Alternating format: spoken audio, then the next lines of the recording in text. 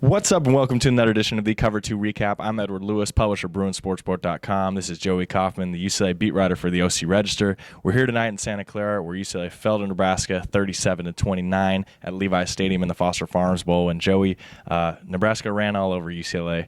In your opinion, what happened tonight? Well, it's kind of like the same team we've been watching since September. UCLA faced another team that just pounded the ball up the middle. Nebraska was the third team to go over 300 rushing yards in a game against UCLA, fifth team to go for at least 200 yards.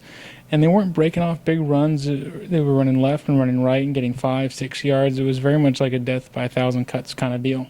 Yeah, we've seen this kind of all year from Tom Bradley. It's been a bend, don't break all season. Ever since Miles Jack and Fabian Moreau and Eddie Vanderdoes went down, this has kind of been his philosophy. He hasn't really been as exotic as he was in fall camp when he had all those dudes healthy. Yet it doesn't work when you break every time you bend. And he bent, and broke. And at the end of the day, the offense really didn't have enough plays to be on the field, and it just kind of hurt him. But defensively, I mean, what did you see schematically, X's and O's wise, that happened tonight?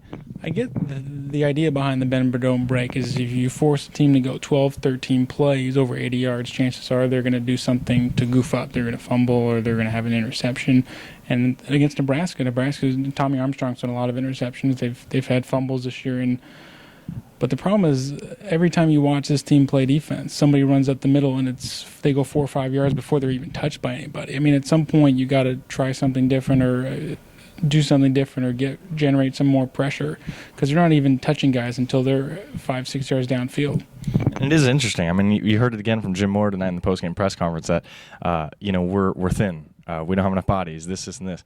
Well, you've been thin since September, and everybody's kind of like, well, when do you adapt? When do you change? When do you adjust? And it's just been kind of something that everybody's been looking at this year. It really hasn't affected them against spread teams, but guys like Stanford and then USC and obviously Nebraska tonight, it's really hurt them.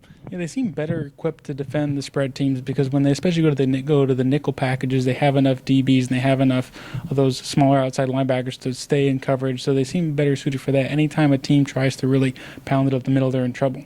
Offensively, we need to get into that because every time UCLA plays now, I get 10 tweets that tell me Noel Mazzoni needs to be fired. But, tonight I really wouldn't pin this one on the offense. I don't know how you could come up and say, this offense didn't play well enough to win a game. I mean, they put up 29 points, and despite only having 6 plays in the third quarter because their defense couldn't get off the field, they still put up 29 points and put up 400 yards of offense. So what was your opinion of the offense?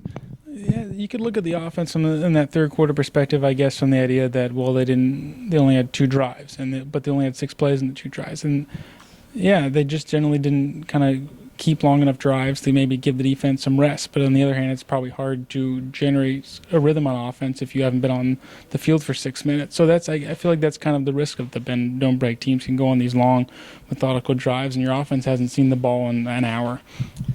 3 players, and Coach Moore came up at the post-game press conference, talked to us about the game. I want to get your thoughts on the takeaways of what you heard there. What did you think of Kenny Clark and Josh Rosen, Julie Wadu, and Jim Moore from the post-game press conference? Well, it was interesting to me that Jim Moore brought up the Knowles. It got harder to hear Knowles the game throughout. Knowles was in the press box coaching tonight, and he was calling plays in through the headset, and Jim said it was getting harder to hear him as the game went along, and he has a serious medical condition. And it was interesting that he mentioned it was a serious medical condition because you wonder about what's his health status going to be in the future. See a guy he's 58 years old, which isn't old by any means, but if it's a guy with health problems, you do wonder about kind of how he's doing. One of my bigger takeaways was Rosen.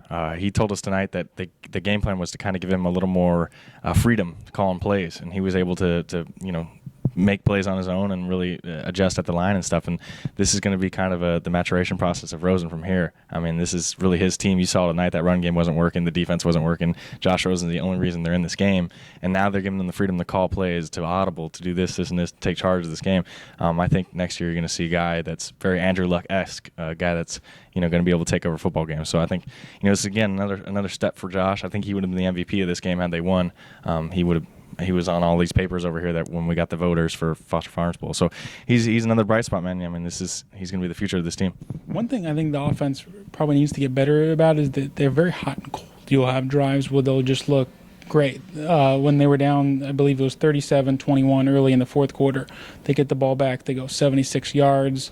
Rosen's 4 or 5 passing on that drives. Boom, boom, hits Duarte for 12, hits Andrews on a throw to the flat, and then there'll be another drive where they'll just go 3 and out so quickly. So there's this hot and cold kind of aspect to the offense that I think probably that's concerning.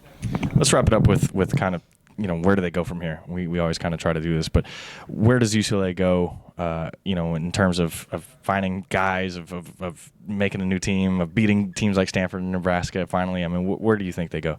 And I think what Jim Moore touched on after the game, and you know the recruiting better than I do, but he just said we need to get bigger up front, and they really do. If they're going to play this bend, don't break scheme where guys are going to be dropping back into coverage and trying to avoid the big play, they need a lot of run stuffers on the line to be able to stop the run, and just 3 or 4 guys doing it. I think that's one thing probably they do need to kind of zero in on. It's interesting because Jim was saying he almost acted like they have a whole another year to recruit guys. Signing days in 6 weeks.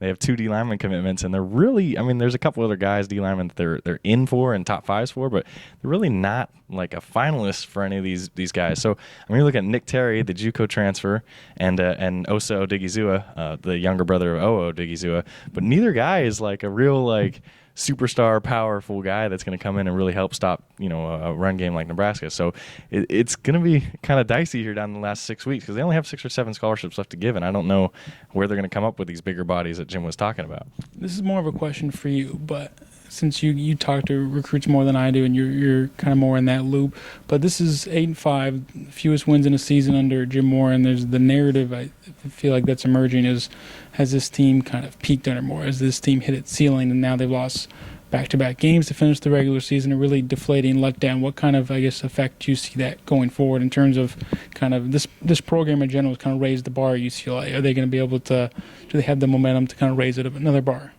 From when I talk to kids, they don't care. Records never matter. It's who are the players that are around, what's the school like, what's the academics like, is the coach going to be around, does the offense suit me? And, everybody always talks about, well, what's this win and what's this loss going to do? I've talked to thousands of recruits after losses to games, and none of them ever care. But I think the bigger issue is beating USC for these kids, because a guy like Wole Betiku, who just committed to USC, was once a UCLA commit, a D lineman, one of those big bodies that they would probably like to have against Nebraska. So they got to somehow find a way to convince them not to go across town, because that's really the only battle between UCLA and recruits is getting them to stay away from the rival. That'll wrap up our coverage from the Foster Farms Bowl. As always, you can follow Joey's coverage of UCLA on Twitter at Joey R. Kaufman. You can follow my coverage at Edward_Lewis. Until the next time, thanks for tuning in to the Cover 2 Recap.